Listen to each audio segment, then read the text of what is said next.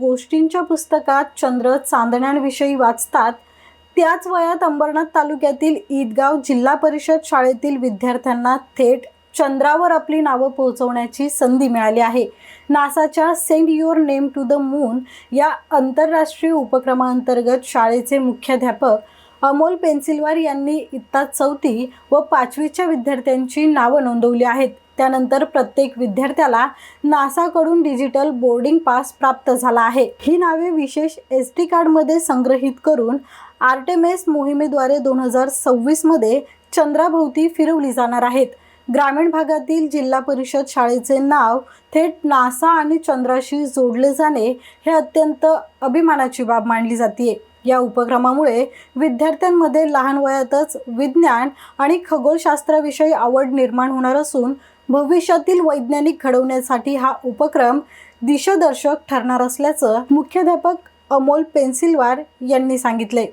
नमस्कार, मी अमोल राजेंद्र पेन्सिलवार, मुख्याध्यापक जिल्हा परिषद शाळा इंदगाव, तालुका अंबरनाथ, जिल्हा ठाणे। सर, या नासाच्या आर्टेमिस 2 या मोहिमेमध्ये सगळ्यात महत्त्वाचं भरपूर वर्षानंतर चांद्रयान म्हणजे मानवसहित चांद्रयान जाणार आहे आणि याची माहिती आम्हाला नासाच्या अधिकृत संकेतस्थळावर मिळाल्यानंतर तर विद्यार्थ्यांना यात सहभागी करून घेता येईल का, विद्यार्थ्यांना या मोहिमेची माहिती मिळावी या उद्देशानं रजिस्ट्रेशन करण्याचा प्रयत्न केला आणि इत्यंभूत माहिती मिळाल्यानंतर आमच्या इयत्ता सुरुवातीला 5वीच्या आणि नंतर 4थीच्या विद्यार्थ्यांची नोंदणी केली।